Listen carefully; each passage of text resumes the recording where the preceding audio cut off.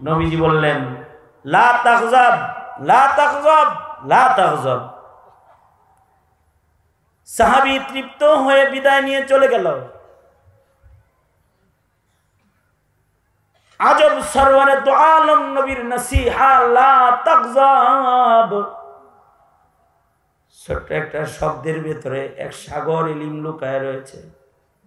মুহাদ্দিসরা বলে, আল্লাহর নবী লা তাগজাব বলেছেন, তার মানে সাহাবী কি এমন একটা নসিহা আল্লাহর নবী দান করেছেন, এই নসিহার উপরে যদি এই সাহাবী আমল করে, তাহলে আল্লাহর রাসূলের মুখের উচ্চারিত একটা শব্দ তার জিন্দেগীর অর্ধেক গুনাহ থেকে বাঁচার জন্য যথেষ্ট। জিন্দেগীর আধা, জিন্দেগীর অর্ধেক গুনাহ, সারা জিন্দেগীর অর্ধেক গুনাহ থেকে নবীজির এই এক শব্দ দিয়ে বেঁচে যাবে সে। কারণ নবীজি জাওয়ামিউল কালিম, আল্লাহর রাসূল বলে কম, কিন্তু এর ভেতরে ইলম লুকায়া থাকে এক সাগর। এটা আল্লাহর রাসূলের ইলমি মুজিজা। কারণ হলো মানুষ মানব জীবনে যত গুনাহ করে, সকল গুনাহ মানুষ দুই কারণে করে। সকল গুনাহের উৎস খুঁজলে গুনার উৎস বের হবে মাত্র দুইটা। একটা গুনাহের উৎস হলো মানুষের শাহওয়াত। মানুষ স্বাদের কারণে, শাহওয়াতের কারণে গুনাহ করে। মানুষের শাহওয়াত আছে, মানুষের নফস আছে, তাই শাহওয়াত আছে, স্বাদ আছে, ইচ্ছা আছে, মজা আছে, কাম চাহিদা আছে। এই স্বাদ আল্লাহ তাআলা ফেরেশতারে দেন নাই, মানুষই দান করেছেন। ফাআলহামাহা ফুজুরাহা ওয়া তাকওয়াহা। মানুষই স্বাদের কারণে জীবনের অর্ধেক গুনাহ করে,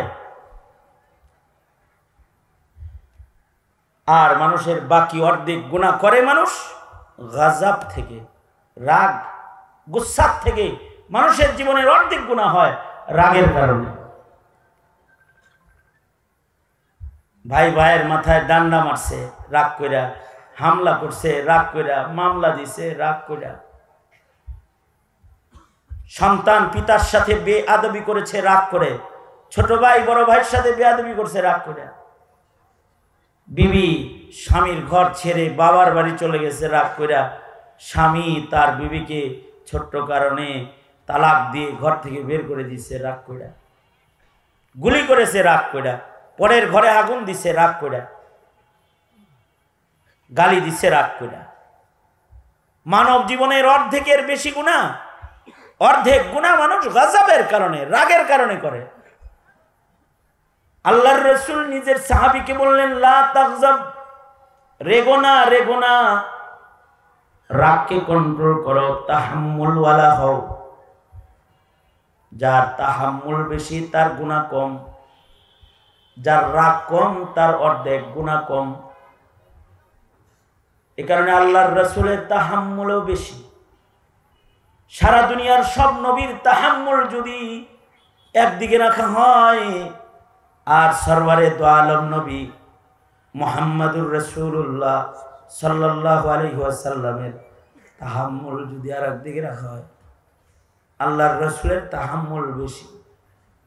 নবীজিকে চতুর্দিকে পাথর মাইরা রক্তাক্ত করেও তাহাম্মুল, সবর ভাঙ্গা যায় না। আল্লাহর রাসূলকে দেশ থেকে দেশান্তর করেও নবীর সবর আর তাহাম্মুল ভাঙ্গা যায় না। আল্লাহর রাসূলকে আল্লাহ তাআলা তাহাম্মুল দান করেছেন। নবীর তাহাম্মুল অনেক দামি তাহাম্মুল। সকল নবীর তাহাম্মুল একত্রিত করলেও আল্লাহর রাসূলের তাহাম্মুলের বরাবর হবে না। এ কারণে আমাদের আকাবির বুজুর্গদেরও তাহাম্মুল বেশি, সাহাবায়ে কেরামের তাহাম্মুল বেশি ছিল, আইম্মায়ে মুজতাহিদিনদের তাহাম্মুল বেশি ছিল, মুহাদ্দিসিন ওলিয়ে কেরাম বুজুর্গানে দ্বীন তাদের ধৈর্য তাহাম্মুল অনেক শানদার এক তাহাম্মুল তাদের। আবু বকরের তাহাম্মুল বেশি, উম্মতের মধ্যে আবু বকরের তাহাম্মুল বেশি, ওমরেরও তাহাম্মুল বেশি। রাগী ওমর, কিন্তু অনেক তাহাম্মুল। এত রাগ ওমরের যে ওমরের রাগকে শয়তান ভয় পায়, কিন্তু ওমরের তাহাম্মুল এত যে খলিফার মসনদে দাঁড়িয়ে থাকা ওমরকে সাধারণ একজন মানুষ দাঁড়ায় বলে, ওমর খুতবা বন্ধ করো, কথা পড়ে আগে তোমার গায়ের চাদরের হিসাবটা দিয়ে নাও। এত তাহাম্মুল। আমিরুল মুমিনিন কোনো আওয়াজ নাই, আগে হিসাব দিছে, তারপরে জুমার নামাজের ইমামতি করেছে। তাহাম্মুল। আইম্মায়ে মুজতাহিদিনদের ভেতরে সবচেয়ে বেশি তাহাম্মুল ইমামে আজম আবু হানিফা। ইমামে আজম আবু হানিফার তাহাম্মুলের কারণে ইমামকে আল্লাহ তাআলা আলাদা মকবুল এবং আলাদা মাকাম দান করেছে। এক লোক ইমামে আজমের তাহাম্মুল, ধৈর্য, রাগ, গুসা মাপতে গেছে। সে ঘুমের টাইমে গেছে, যে ঘুমের টাইমে যায়া ডিস্টার্ব দিব, দেখুন রাগেনি, যদি চেতা যায় তাহলে বুঝবো আল্লাহর কাছে মাহবুব না। ইমামে আজম ঘুমাইতেন জোহর থেকে আসর, কাইলুলার সময়টা ঘুমাইতেন। কারণ আজব ইমামে আজমের ইবাদতের কামাল, যে সুদীর্ঘ 40টা বছর এশার ওযু দিয়া ফজরের নামাজ পড়ছে। 40 বছর এশার ওযু দিয়া ফজর পড়েছে। যে 40 বছর রাতের বেলায় ঘুমায় না, তার ঘুমের টাইম হলো জোহর থেকে আসর। এই লোক জোহরের সময় গেছে ইমামে আজমকে ত্যক্ত বিরক্ত করতে। কেবল চোখটা লাগছে আর দরজায় যায় ডাকতেছে, ইমাম আমি মাসালা জানতে আসছি, নিচে আসো। দোতলায় ঘুমাইতেন নোমান বিন সাবিত, নিচে আসছেন, বলো মাসালা বলো। লোকটা বলে মাসালা ভুলে গেছি। ঠিক আছে, যখন স্মরণ হয় তখন আবার এসো। ইমাম আবার যায় দোতলায় ঘুমাইছে। এই লোক 20 মিনিট পরে আবার আসছে। ইমাম দরজা খোলো, আসছি, মাসালা বলো।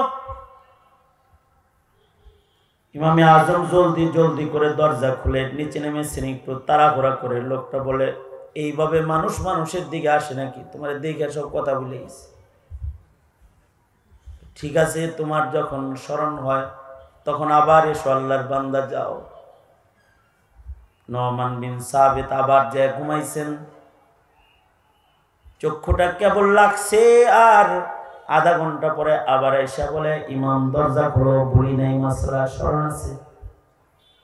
নোমান বিন সাবিত এবার সামনে এসে বলে, বলো আল্লাহর বান্দা কি মাসালা? মাসালা হইল পায়খানা কি মিঠা না তিতা, এটা জানতে আসছি। ইমামে আজম বলে, পায়খানা যখন ভিজা থাকে তখন তার ভেতরে মিষ্টতা থাকে, যখন শুকায় যায় তখন তিতা হয়ে যায়। এই লোক ইমামে আজমকে চেতানোর জন্য বলে, ইমাম জিব্বাই দিয়ে খায়া টেস্ট করছিলা নাকি কখনো? ইমামে আজম ধৈর্যের চরম পরাকাষ্ঠা, সবর আর তাহাম্মুলের শ্রেষ্ঠ দৃষ্টান্ত।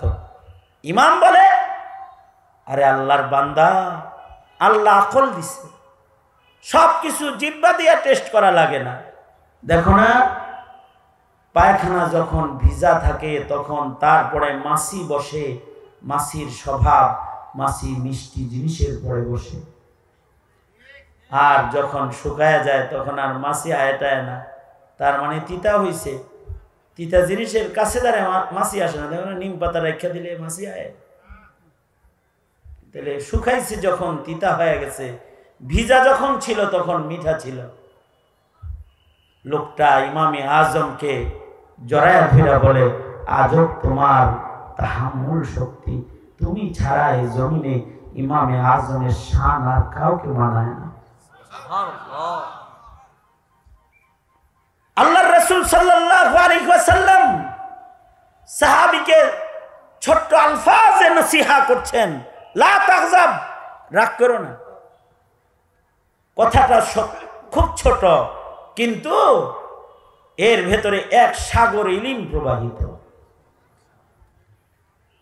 আল্লাহর রাসূল সাল্লাল্লাহু আলাইহি ওয়াসাল্লামের মুখের প্রত্যেকটা কথাই এরকম জামে মানে। এ কারণে আল্লাহর রাসূল বলে, এই আমার উম্মতের কাছে আমার মুখের একটা কথা হইলেও পৌঁছায় দাও। বাল্লিগু আন্নি ওয়ালাউ আয়া, আমার মুখের একটি কথা হলেও আমার উম্মতের কাছে তোমরা পৌঁছাও। নবীজির একটা কথা যদি কারোর কাছে পৌঁছানো হয়, ওটি একটি কথা নয়, ওটি ইলমের একটা সাগর, এক সাগর। যেমন আল্লাহর রাসূল সাল্লাল্লাহু আলাইহি ওয়াসাল্লাম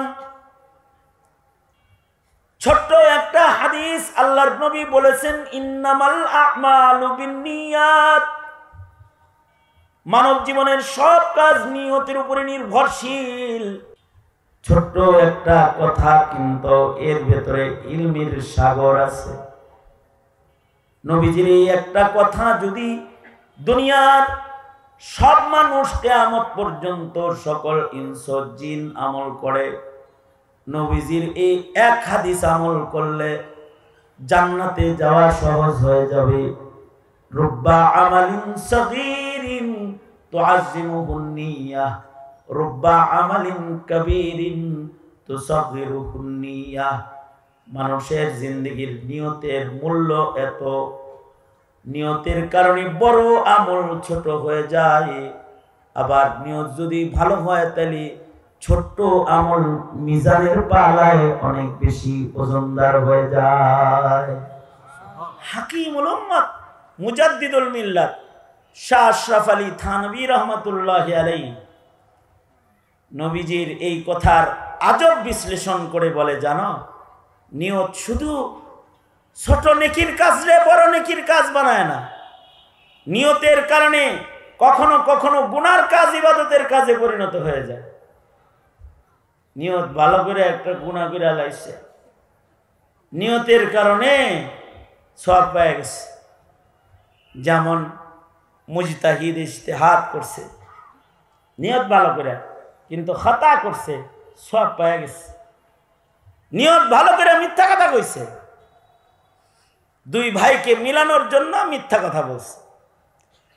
মিথ্যা তো আকবারুল কাবায়ের, মিথ্যা আকবারুল কাবায়ের, বড় কবিরা গুনার লিস্টের বড় একটি কবিরা গুনাহ হলো মিথ্যাচার, যা উম্মুল মাআসি। মিথ্যার পেট থেকে বহু পাপের জন্ম হয়। এটা অন্য গুনার মা, মিথ্যা কথা। কিন্তু এই মিথ্যাও নেক নিয়তে কইছে আর কি। মসজিদের উত্তর পাশে নামাজ পড়ে আব্দুর রহমান, আর দক্ষিণ পাশে নামাজ পড়ে আব্দুর রহিম। দুইটা একটা আর একটারে দেখতে পারে না, একটা আর একটার চোখের কাটা। ইমাম সাহেব দুইজনের কাছে দুইটা মিথ্যা কথা কইছে। একজনের কাছে যায় কয়, হেরে তো আপনি দেখতে পারেন না, তাই না? কয় মানে, ওরে দেখলে শরীর জ্বলে আমার, দেখেন না? ও উত্তরে থাকলে আমি দক্ষিণে থাকি। কিন্তু সে কিন্তু আপনার খুব ভক্ত। আপনি তো দেখেন না, কিন্তু সে কিন্তু আপনার ভক্ত। সে কয় কি মানুষের কাছে জানেন যে এই মসজিদে কেউ তাকবীর ওলার নামাজ পড়ার মুসল্লি থাকলে আমার ভাই, খালাতো ভাই আব্দুর রহিমি আছে, ওর লগে আমার ঝগড়া থাকে কি? হ্যাঁ, আমার গুণ বলে সে। আসলে গুণটা ইমাম সাহেব নিজেই বানায় কইছে। ইমাম সাহেব তো সব মুসল্লির গুণ জানে, দোষ জানে। আব্দুর রহমানের লগে দেখা হয়েছে, কয় কি ব্যাপার আব্দুর রহিম যে আপনার লগে পিটিস পিটিস করলো, কি কইলো? কেন, আপনার তো হের লগে ঝগড়া না? হ্যাঁ ঝগড়া, মানে কি বদনাম করছে কন্ত দেখি, কি কইছে আমার ব্যাপারে? না, আপনার ব্যাপারে কোনো কথা তো বলে নাই, তবে আপনার একটা গুণ বলছে। মসজিদে একমাত্র মুসল্লি আপনি, সবার আগে মসজিদে ঢুকেন আর সবার পরে মসজিদ থেকে বাইর হন, আল্লাহর সাথে আপনার প্রেমটা ভালো, এটা বলছে। আসলে কয় নাই। ইমাম সাহেবই তাদের এই গুণগুলো দেখে একজনের গুণ আরেকজনের হাওয়ালায় আরেকজনের কাছে বর্ণনা করেছে। দেখতে তো অসত্য, কিন্তু এই দুই কথার কারণে দক্ষিণ আর উত্তরের মুসল্লি ইমামের পিছনে দুইজন একসাথে দাঁড়ানো শুরু করছে। দুইজনের ভেতরে মুসাফা মুআনাকা শুরু হয়েছে। আদাওয়াত দোস্তির দ্বারায় পরিবর্তন হয়ে গেছে। শব্দ তো ছিল মিথ্যাচার, কিন্তু নিয়ত ভালো হওয়ার কারণে মিছা কথায় নেকি জমা হয়ে গেছে। কারণ দুইজনের গ্যাঞ্জাম মিটায় দিলে মহান আল্লাহ অনেক খুশি হয়, আর যদি দুইজনের ভেতরে গ্যাঞ্জাম লাগায় তাহলে মহান আল্লাহ অনেক নারাজ হয়। এ কারণে চগলখোর জান্নাতে যাবে না। দুইজনের ভেতরে মুহাব্বত আল্লাহ তাআলা দেখে খুশি হয়, আর দুইজনের ভেতরে দূরত্ব দেখলে মহান আল্লাহ নারাজ হয়। এ কারণেই এক ভাই যদি আর এক ভাইয়ের সাথে 3 দিন বিনা কারণে কোনো কথা না কয়, 3 দিনের পরেও যদি জিনিসটা জারি রয়, তো তার নেক আমলগুলা আকাশে যাওয়া বন্ধ হয়ে যায়, মহান আল্লাহ নারাজ হয়ে যায়। আর যদি দুইজনের ভেতরে মোহাব্বত পয়দা হয়, যদি কেউ কারোর ভেতরে মোহাব্বত পয়দা করে, তো মহান আল্লাহ খুশি হয়ে যায়।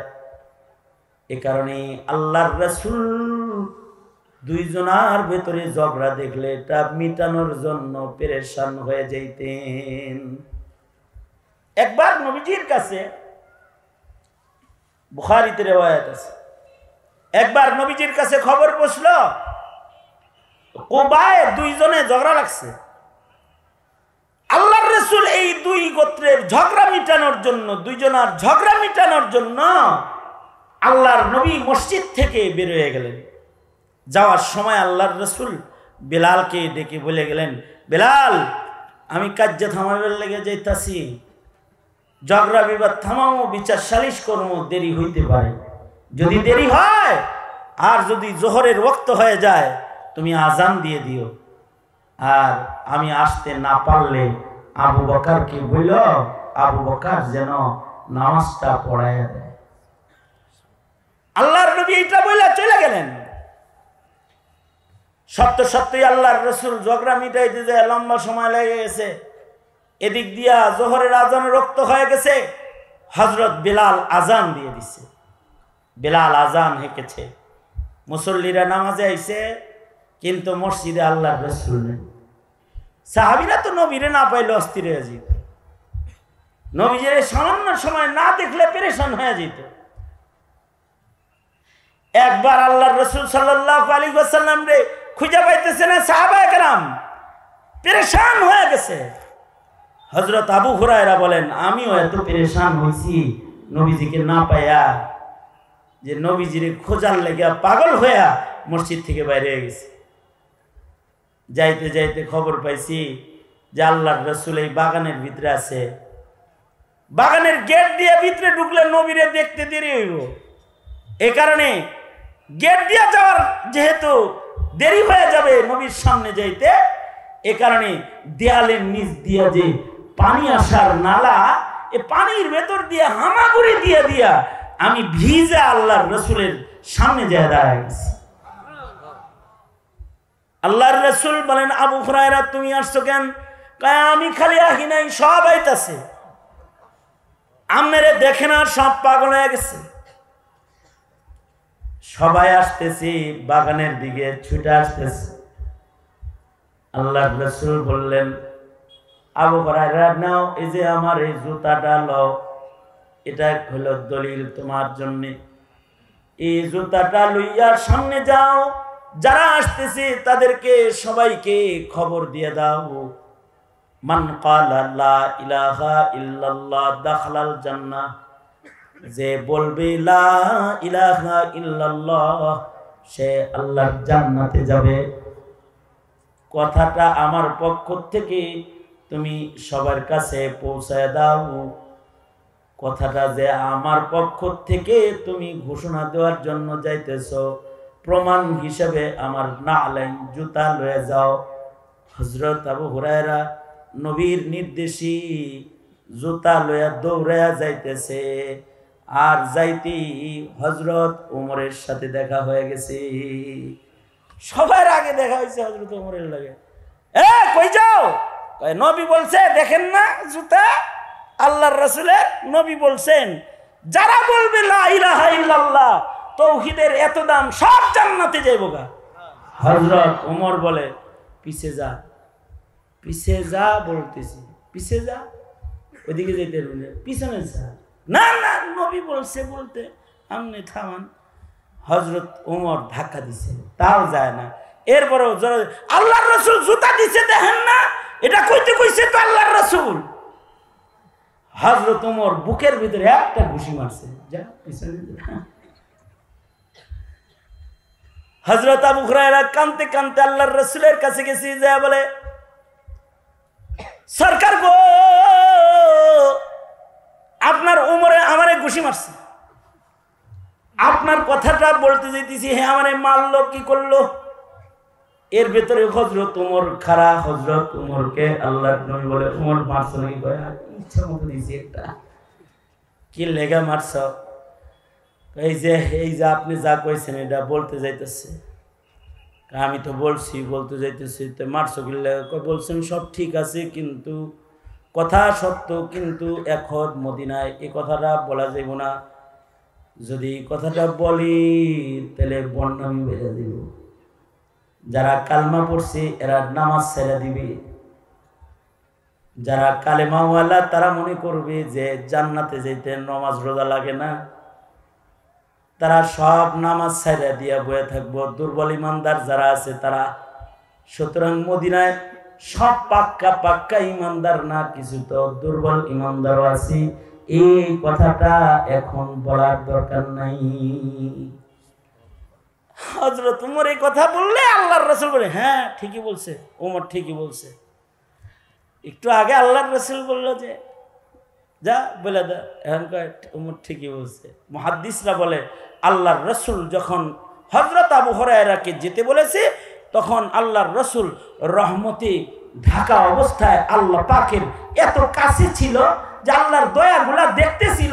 আল্লাহ তাআলা যেন কোন কালেমাওয়ালাকে দোজখেই ফেলবে না, এমন রহমত দেখতেছিল। আর এবার হযরত ওমর আসছে, পরে একটু হায়াল হইছে না। আর এছাড়াও ওমর তো মুহাদ্দাস, ওমরের হৃদয়েও আল্লাহর কথা আল্লাহ ঢালে। হাবিব রে দিয়া বলায়, ওমর রে দিয়া ঠেলায়, ধাক্কায়, ফিরায়। কারণ ওমরের হৃদয়েও আল্লাহর কথা আল্লাহ তাআলা ঢেলে দেন ওমর মেজাজে ওহী। এ কারণেই আল্লাহর রাসূল বলেছেন লাউ কানা বাদি নবিয়্যুন লাকানা ওমর, আমার পরে কেউ নবী হইলে ওমরকে আল্লাহ নবী বানাইতো। আল্লাহু আকবার কবীরা। তার মানে হলো কেউ আর নবী হবে না, ওমরই যেহেতু নবী হয় নাই, কাদিয়ানি নবী হওয়ার কোনো সুযোগ চান্স নাই। ওমরই তো নবী হয় নাই, আর নবীর দরকারও নাই। কারণ আল্লাহর রাসূলকে আল্লাহ তাআলা এমন ইলম দান করেছেন যে ইলম জাওয়ামিউল কালিম। এবং আশ্চর্য, আল্লাহ তাআলা তার হাবিবকে শেষ নবী বানাইছেন। শেষ নবী বানায়া নবীজির ইলমকে হিফাজতের জিম্মাদারি মহান আল্লাহ নিজে গ্রহণ করেছেন।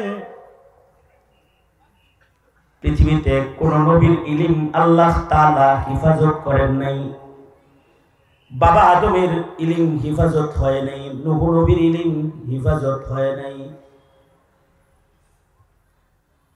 সুলাইমান দাউদ পয়গম্বরের ইলম হিফাজত হয় নাই, মুসা হারুন এর ইলম হিফাজত হয় নাই, ঈসা আলাইহিস সালাম পর্যন্ত যত কিতাব নাজিল হয়েছে কোন কিতাব হিফাজত হয় নাই।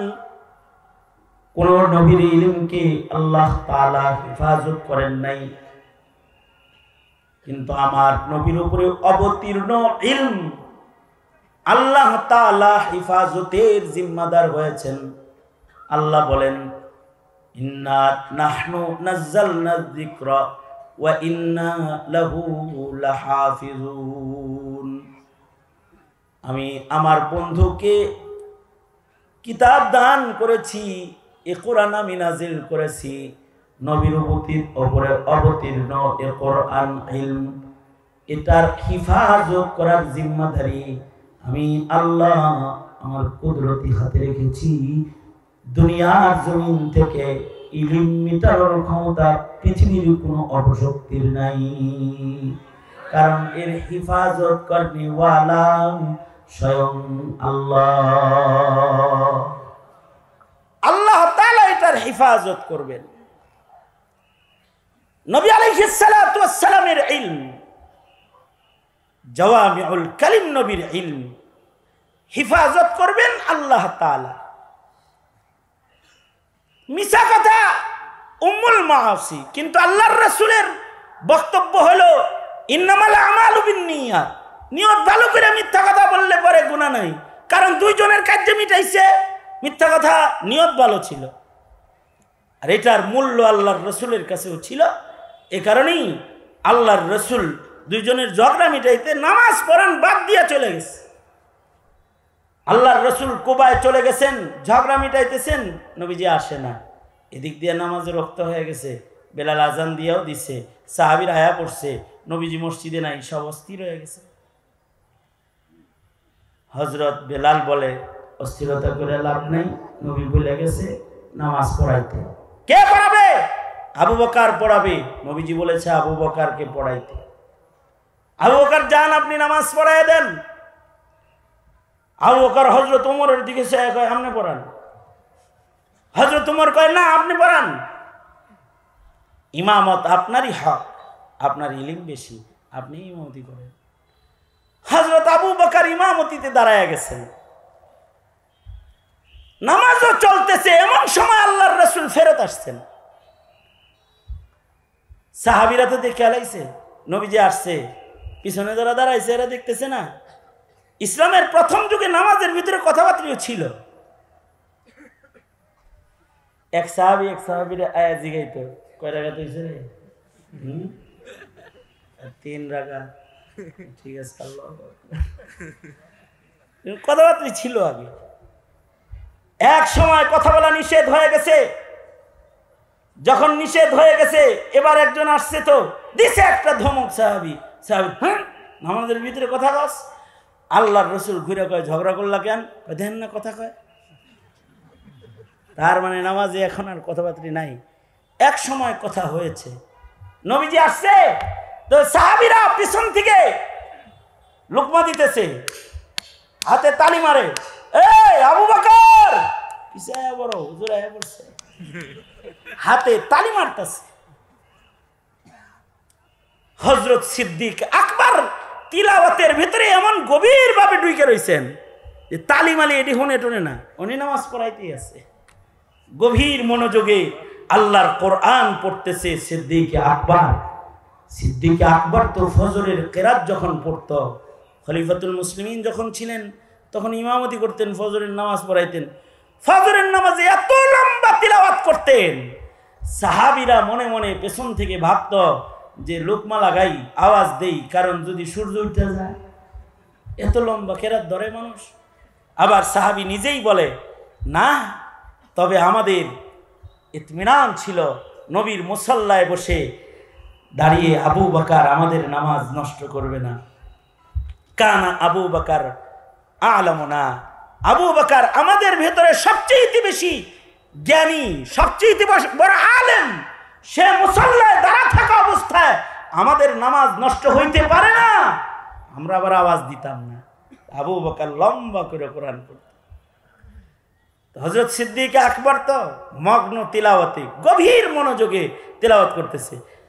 সাহাবীরা দেখে যে তো হুনে না রে, অনেকে মিলা ঝিলা বাজে বাড়ি শুরু করছে।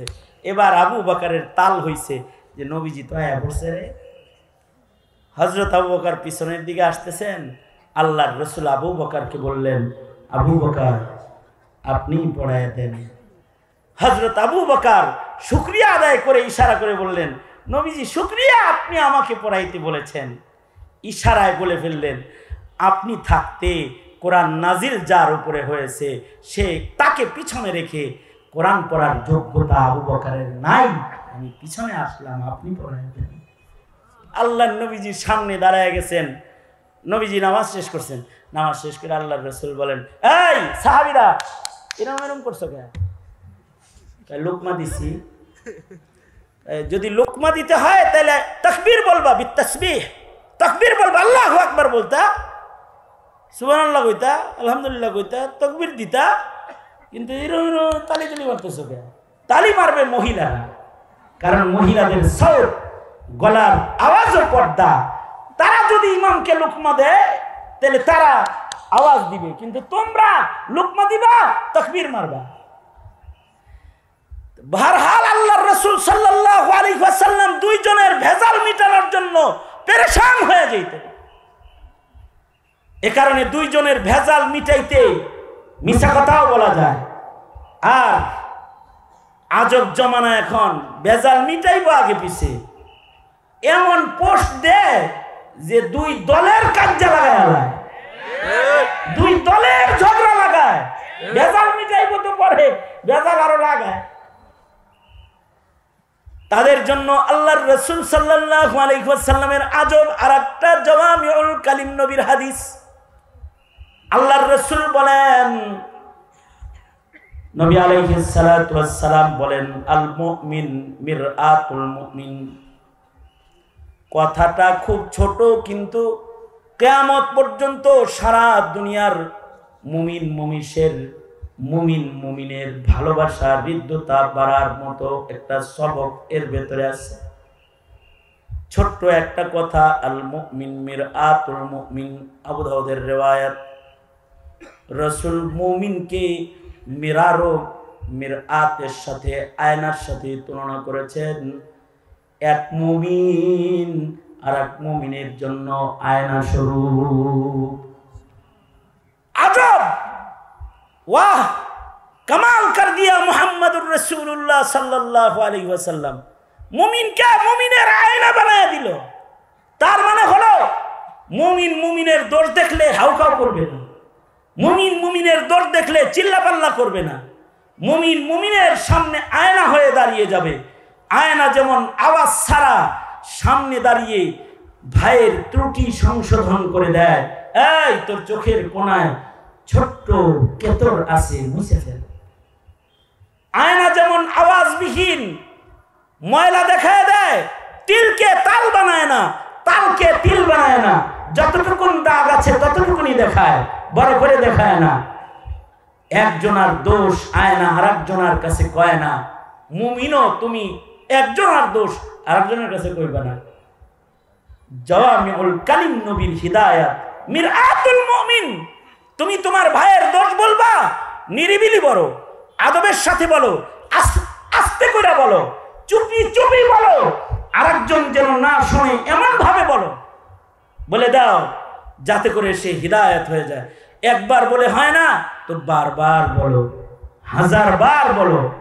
আয়না তোমাকে 1000 বার বলে, তুমি তোমার ভাইকে 1000 বার বলবা, রাগ করবা না, ইসলাহ করবা, আয়না হয়ে যাও তুমি। আর তুমি মুসলে হইছো ফেসবুকের ভিতরে ঢুইগা, ফেসবুকের ভিতরে ঢুইগা মুসলে আজম। কারোর দৌড় দেখেছে, এটা রাত 12টার সময় পোস্ট লেখে, সুন্দর সুন্দর তরজমাতুল বাব কায়েম করে পোস্ট লেখে, জাতির কাছে অন্যের দোষ সরবরাহ করেছো, প্রচার করেছো। ময়দানে মাহশারে আল্লাহর আদালতে দাঁড়ানোর জন্য রেডি থাকো। সেদিন তোমার দোষ আল্লাহ তাআলা খুলবেন, সেদিন তোমার আমলনামার পাতাকে আল্লাহ তাআলা একটা একটা করে উল্টাবেন। আর যদি তুমি তোমার ভাইয়ের দোষ গোপন করে থাকো, তাহলে তুমি যদি আয়না হয়ে যেয়ে থাকো, তাহলে তোমার একটা পুরস্কারও আছে।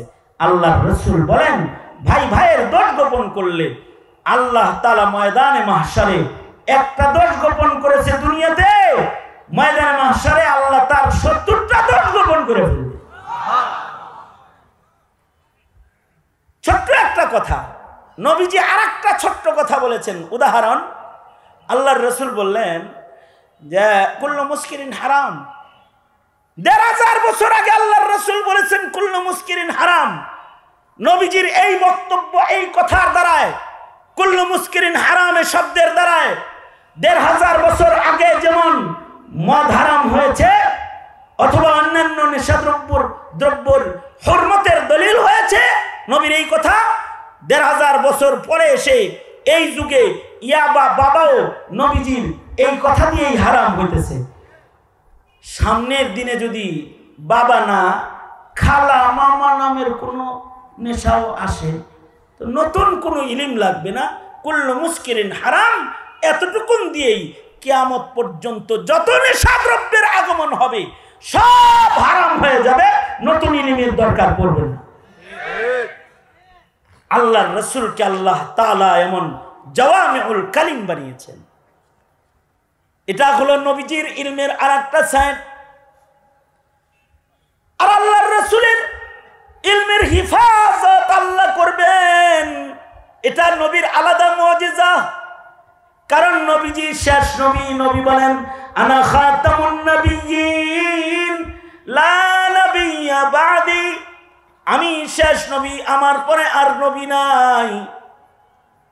কিয়ামত পর্যন্ত নতুন কোন নবীর আগমন ঘটবে না, তবে কিয়ামত পর্যন্ত নবীর উম্মতের মধ্যে নবীর ইলমকে মহান আল্লাহ হিফাজত করবে, এটা নবীর মুজিজা। কোরআন যেমন কিয়ামত পর্যন্ত হিফাজত হবে, হাদিসও ওইরকম কিয়ামত পর্যন্ত হিফাজত হবে। কোরআন হাদিসের আমানত হিফাজতের জিম্মাদার স্বয়ং আল্লাহ। আল্লাহ তাআলা আল্লাহর মনোনীত বান্দাদের দ্বারা নবীর আমানত ইলম কোরআন হাদিসকে মহান আল্লাহ হিফাজত করবেন কিয়ামত পর্যন্ত।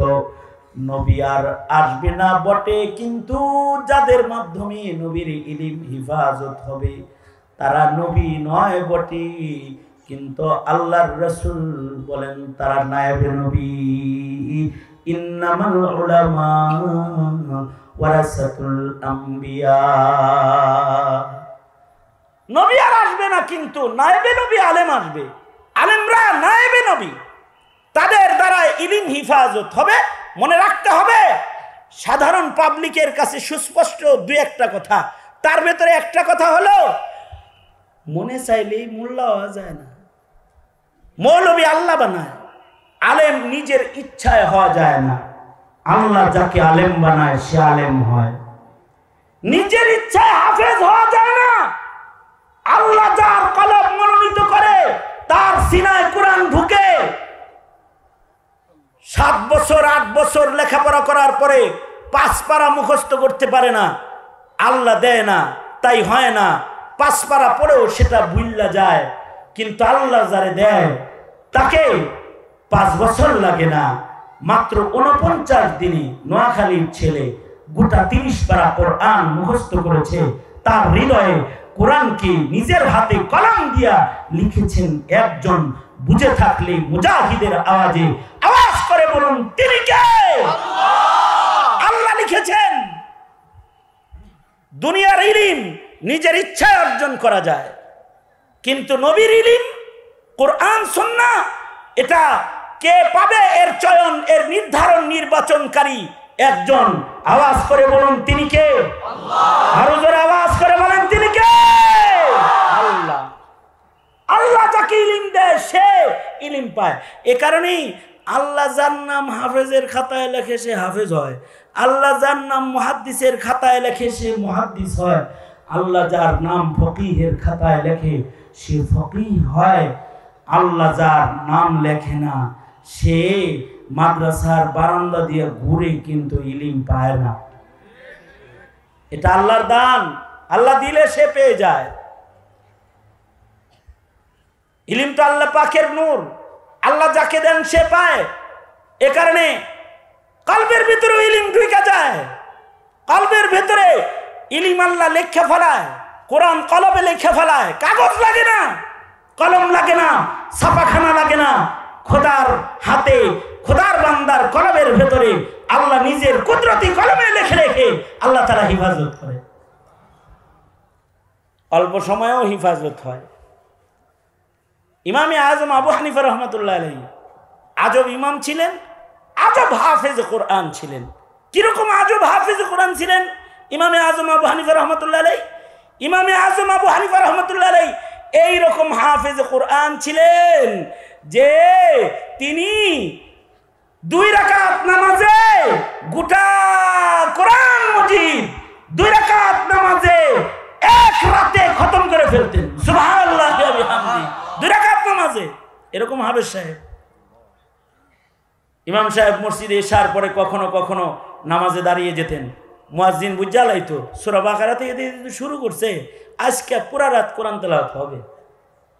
মুয়াজ্জিন আস্তে করে মসজিদের দরজা চাপায়া দিয়ে চলে যেত।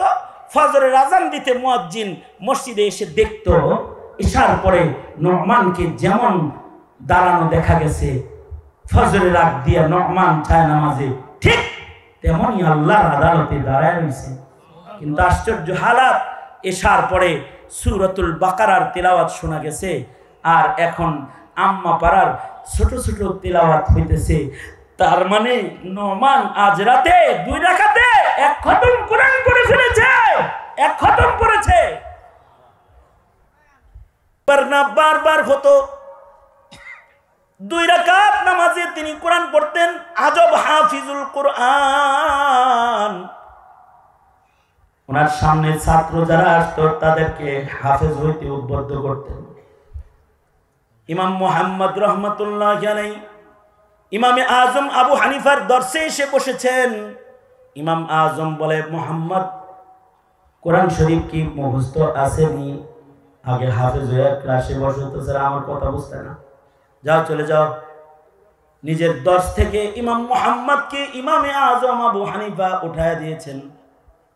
আশ্চর্য, ইমাম মুহাম্মদ রাহমাতুল্লাহ আলাইহির যাকাওয়াত উস্তাদের কাছ থেকে উঠে চলে গেছেন।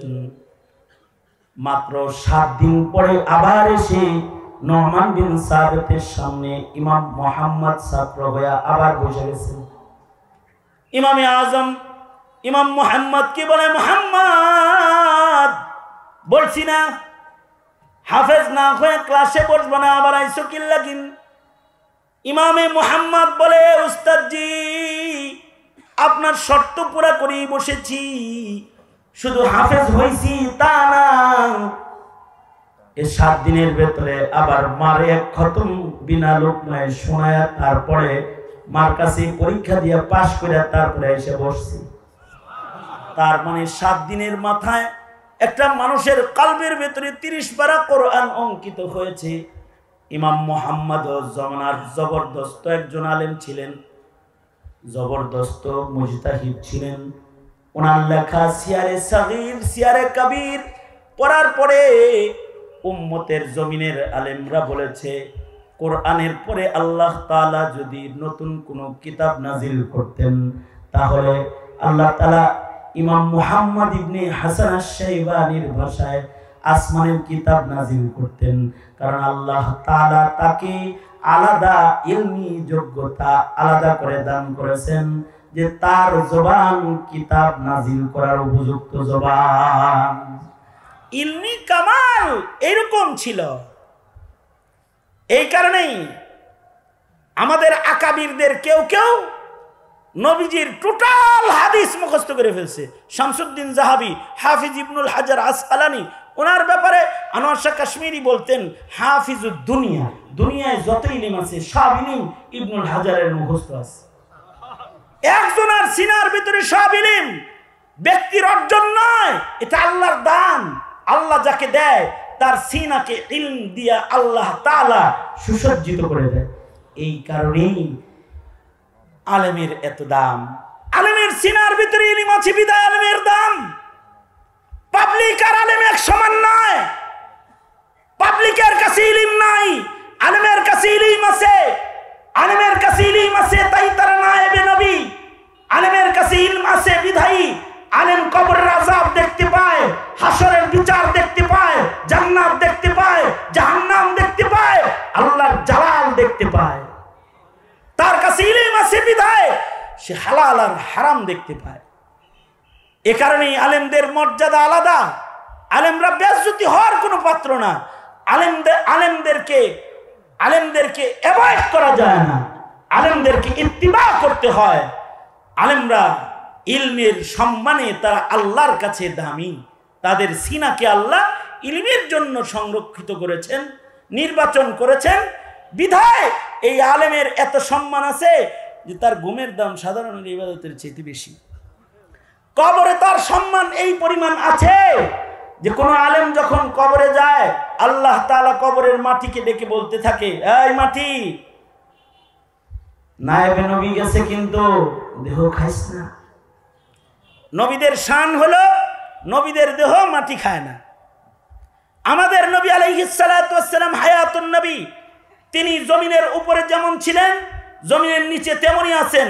মাটির যোগ্যতা নাই নবীর দেহ খাবে।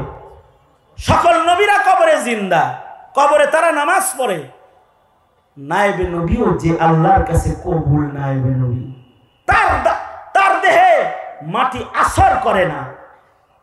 যে আল্লাহর কাছে মনোনীত স্বীকৃত নায়েবে নবী হয়ে যায়, তার ব্যাপারে এলান হয়, এই মাটি, আমার এই বান্দার সিনাকে আমি আমার ইলমের জন্য মনোনীত করেছি, তার দেহকে খাস না, তার দেহকে হজম করিস না। নায়েবে নবীকে ময়দানে মাহশারে আল্লাহ তাআলা বলবে, তোমাকে ইলম দিছিলাম, এই কারণে তোমাকে মাফ করে দিলাম। ইযহাবু কাদ গাফারতু লাকুম, তোমাকে মাফ করে দিলাম, তোমাকে ইলম দিয়েছিলাম। তাই এজন্য সাধারণ মানুষ আর নবী পাবে না, পৃথিবীর মাটিতে আর নবী আসবে না, কিন্তু নায়েবে নবী আসবে। উম্মতের ভেতরে যারা আহলুল ইলম, যাদেরকে আল্লাহ তাআলা ইলম দান করবে, তারা নায়েবে নবী। সাধারণ মানুষের জন্য জরুরি আলেমদেরকে জিজ্ঞাসা করে চলাফেরা করা। যদি তুমি কিছু না জানো তাহলে মৌলবীর কাছে জিজ্ঞাসা চলো, আল্লাহর নির্দেশ, ফাসআলু আহলায যিকরি ইন কুনতুম লা তা'লামুনা বিল বায়িনাতি ওয়াজ যুবুর।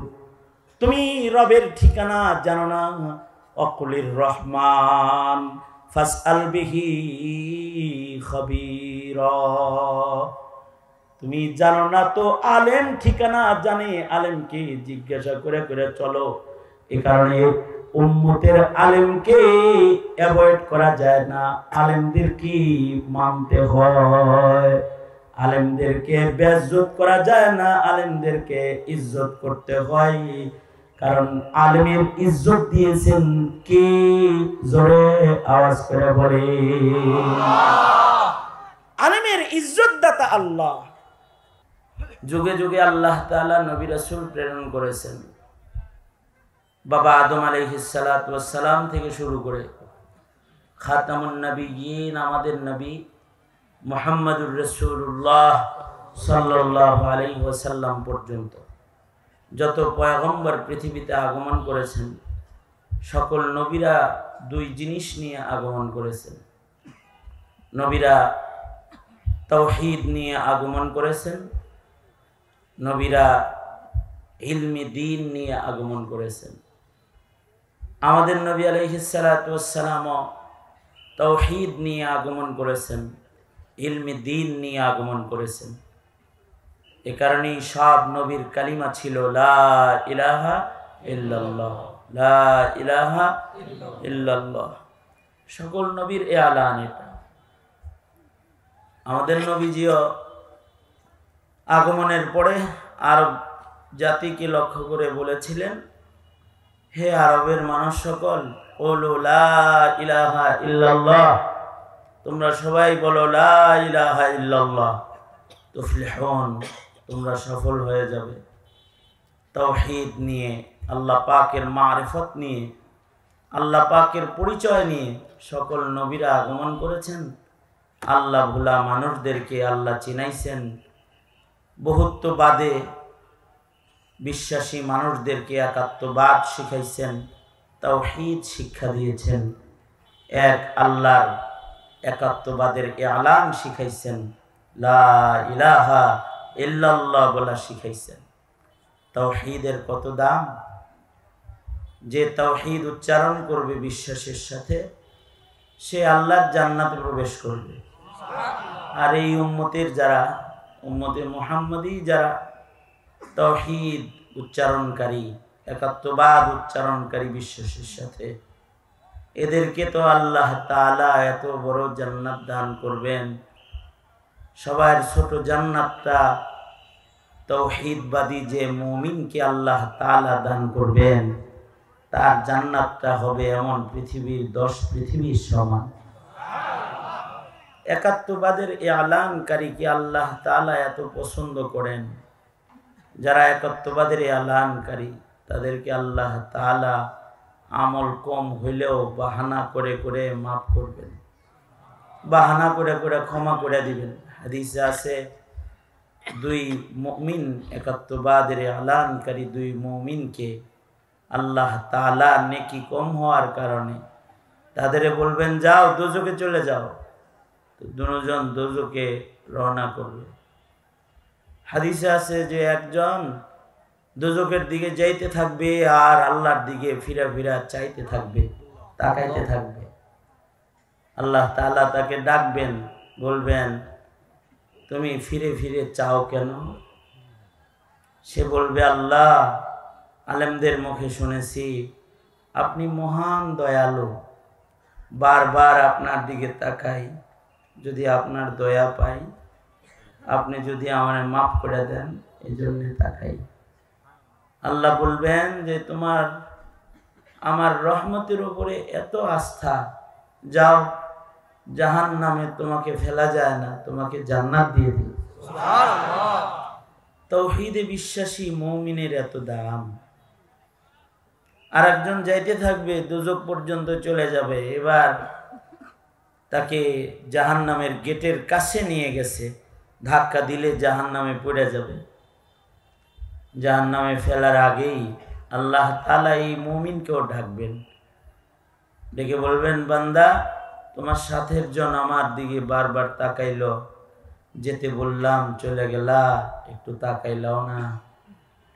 বান্দা কেঁদে কেঁদে বলবে আল্লাহ, দুনিয়াতে আপনার একটা হুকুমও মানিনি, আজকে দোজখে যাইতে হুকুম করেছেন, এইটাও যদি না মানি তো বান্দা হওয়ার দাবি করি কেমনে? এই কারণে আপনার হুকুম মানার জন্য জাহান্নামের দিকেই যাইতেছিলাম। আল্লাহ বলবেন আমার হুকুমের প্রতিও তোমার এত সম্মান, যাও তোমাকে মাফ করে দিলাম, তুমি জান্নাতে চলো। কারণ আল্লাহ পাকের শান হলো আল্লাহ পাক মালিক ইয়াউমিদ্দিন, বিচার দিবসের মালিক আল্লাহ তাআলা।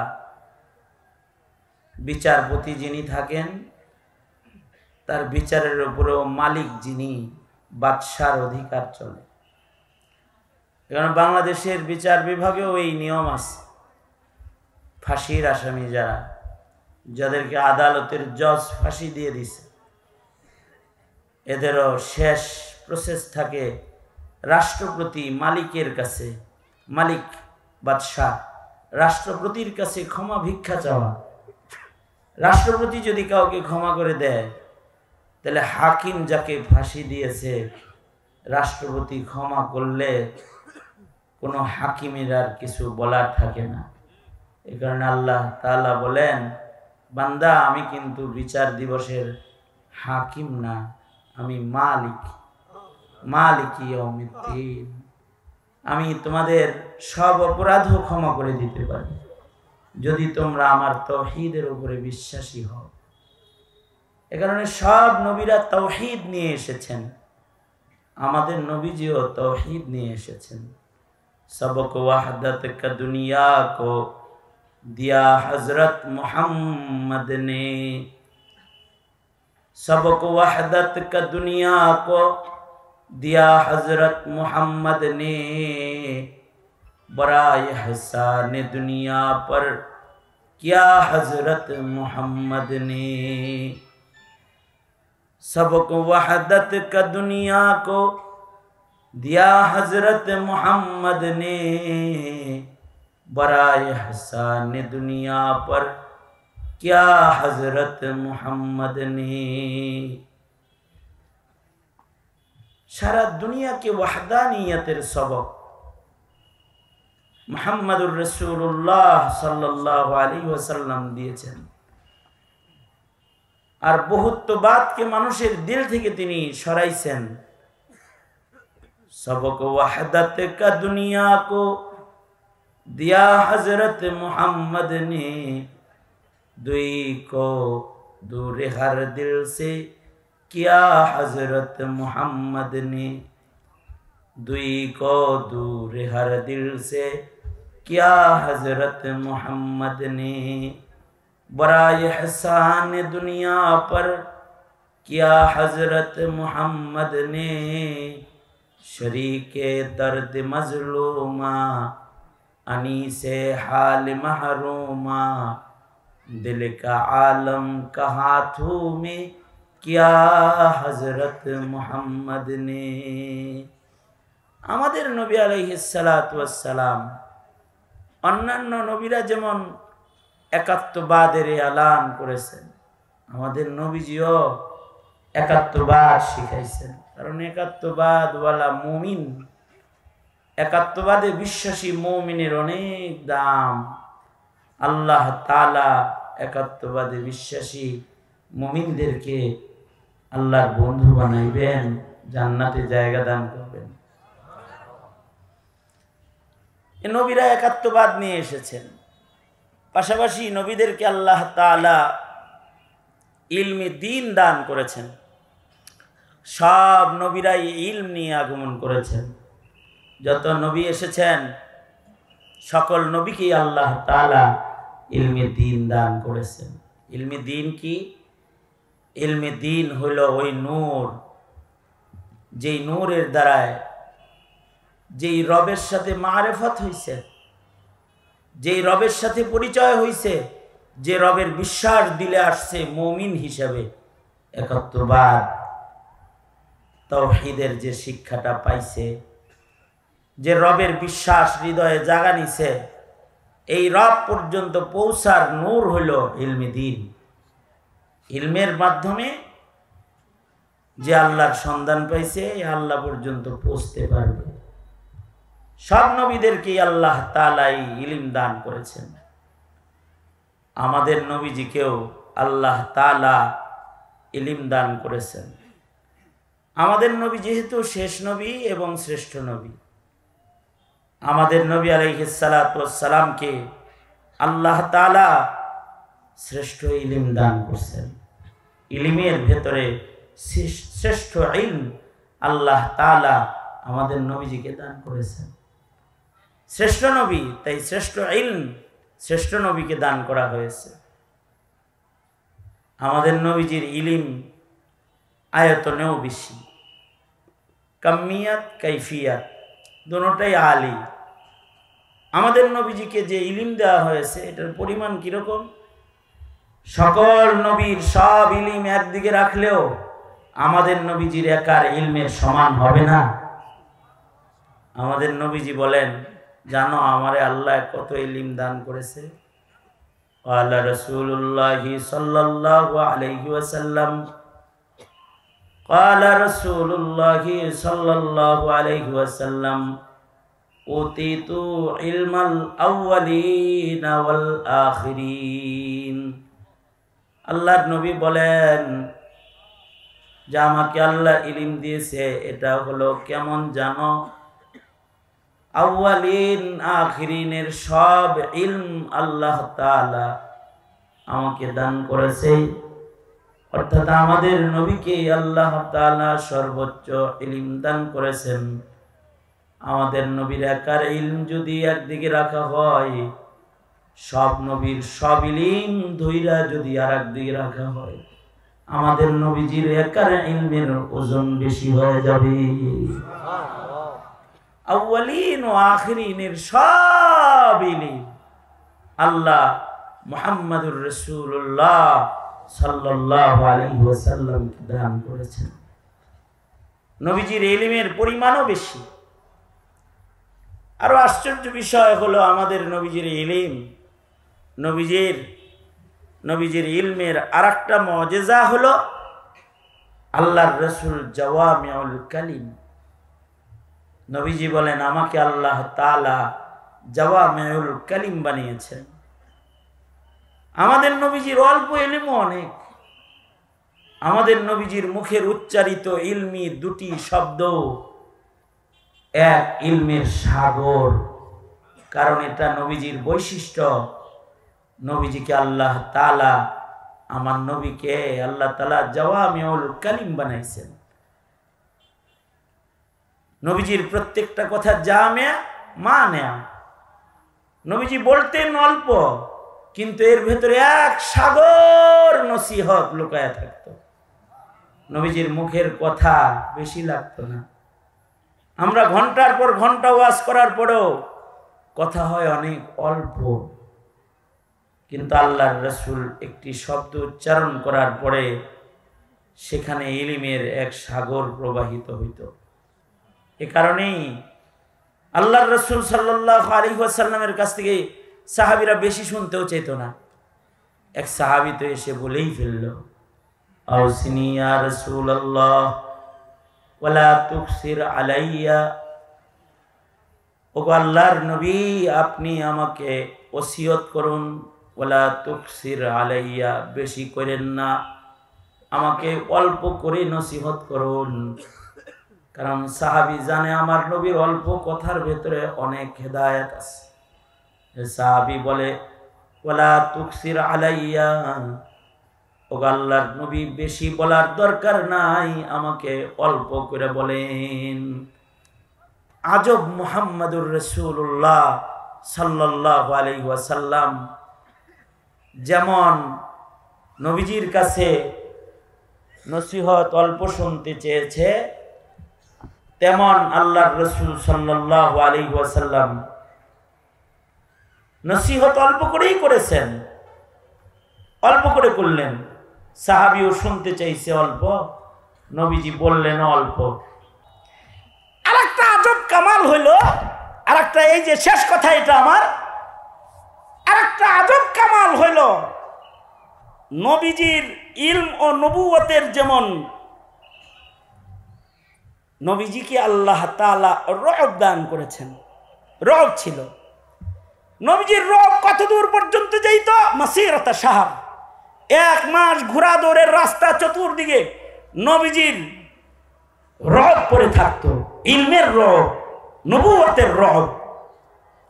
এই কারণে জমিনে আলেমেরও একটা রব আছে। ওই বাংলার এক প্রান্তে বঙ্গোপসাগরের পাশে হাটহাজারীর মাদ্রাসায় শাইখুল ইসলাম আল্লামা আহমদ শফি বসে থাকতো, কিন্তু তার রব টোটাল বাংলাদেশের রন্ধ্রে রন্ধ্রে পড়ে থাকতো। কোথায় আল্লামা জুনায়েদ বাবনগরী বসে থাকতো, তার রব পড়ে থাকতো। শাইখুল হাদিস আল্লামা আজিজুল হক ঢাকার একটি ছোট্ট মাদ্রাসার ছোট্ট কোণে বসে হাদিসের দর্শে ব্যস্ত থাকতো। মুফতি আমিনী লালবাগ মাদ্রাসার ছোট্ট একটি ঘরে দর্শে হাদিসের মসনদে বসে থাকতো, কিন্তু তাদের রব, তাদের প্রভাব গোটা বাংলাদেশ থরথর করে কাঁপতো। আলেমদের রব আজও আছে। আলেমরা বসে থাকলেও তাদের দেখলে ভয় পায়, ডরের চোটে তাদের জঙ্গি কয়, তাদের ভয় পায়, তাদেরকে সন্ত্রাসী কয়।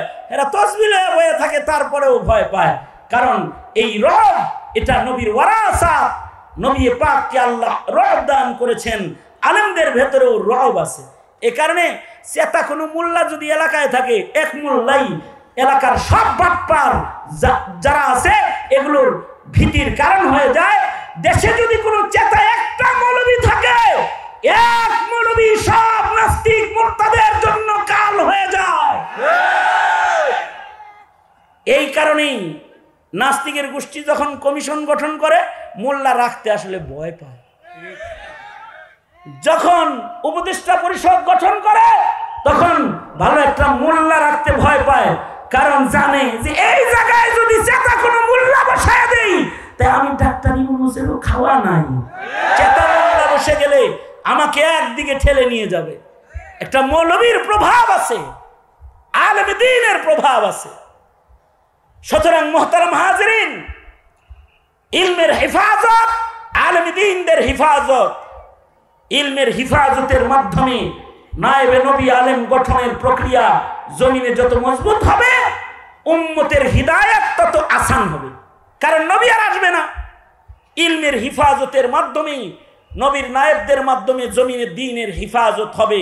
সুতরাং আমার জিজ্ঞাসা হলো, নবী তো আর আসবে না, আপনারা সবাই আলেমদের সাথে আছেন তো ইনশাআল্লাহ? আলেম ওলামা যেখানে, আলেম ওলামা যেখানে, এক হাত আছেন না দুনো হাত আছেন? দুনো হাত আছেন তো? আলেম ওলামা যেখানে, আলেম নাই যেখানে, কোরআন হাদিস যেখানে, কোরআন হাদিস নাই যেখানে, যেই তবলিগে মৌলবী নাই ওই তবলিগে আমরা নাই, যেই খানকায় মৌলবী নাই ওই খানকায় আমরা নাই, যেই রাজনীতিতে আলেমের সমর্থন নাই লাথি মারি ওই রাজনীতির কপালে। ঠিক কিনা? জোরে আওয়াজ করে চিল্লায় জোরে বলেন। যেই রাজনীতিতে আলেমের সমর্থন নাই ওই রাজনীতিতে 17 কোটি মুসলমান নাই। ঠিক কিনা? জোরে আওয়াজ করে বলেন। কারণ যেই রাজনীতিতে আলেম নাই ওখানে আছে নাস্তিক, ওখানে আছে মুরগিচোরা শাহরিয়ার, ওখানে আছে হাসানুল হক ইনুর, ওখানে আছে বেয়াদবের গোষ্ঠী, বেয়াদবের গোষ্ঠী।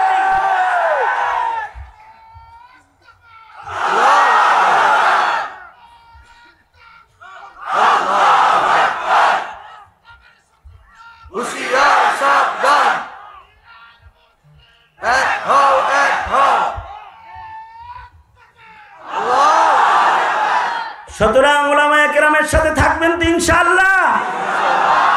আলেমদেরকে ইজ্জত না করলে কি হয়? হাসিনার কাছ থেকে শিক্ষা নিয়ে নিতে পারো না? আলেমদেরকে বেইজ্জতি করলে কি হয়?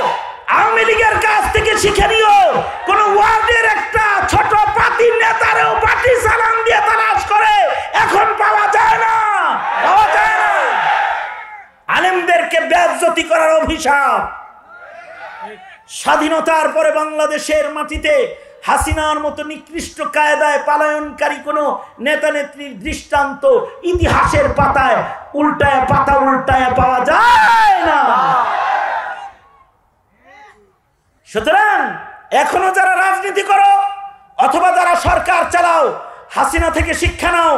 হাসিনা যেমন উলামায়ে কেরামের দুশ্মন হওয়ার কারণে দিল্লি যায় পাড়ি জমায় ওঠে, ঠাই পায় না, কোনো দেশে যাইতে পারে না। এখন যারা আছো, কারোর দিল্লি যাওয়া লাগছে, কারোর আমেরিকা চলে যাওয়া লাগতে পারে। সুতরাং দেশে আছো, মুসলমানের দেশে ভদ্রের মতো দেশ চালাও, ভদ্রের মতো দেশ চালাও, অভদ্র হবে না, ভদ্রের মতো দেশ চালাও। দেশের মুসলমানদের অধিকারকে তাকায় লক্ষ্য করে দেখো। 17 কোটি মুসলমানের ইমানি স্পৃহাকে, উদ্দীপনাকে মূল্যায়ন করো। যদি মূল্যায়ন না করো তো রাতের ভেতরে 24 ঘন্টার ভেতরে তোমাদেরকে নামাইতে এদেশের মানুষের সময় লাগে না। হাসিনারে নামায় দেখাইছে 24 ঘন্টার ভেতরে নামাতে পারে। আল্লাহ তাআলা আমাদের সবাইকে উলামায়ে দ্বীনদের কদর করার তৌফিক দান করুন।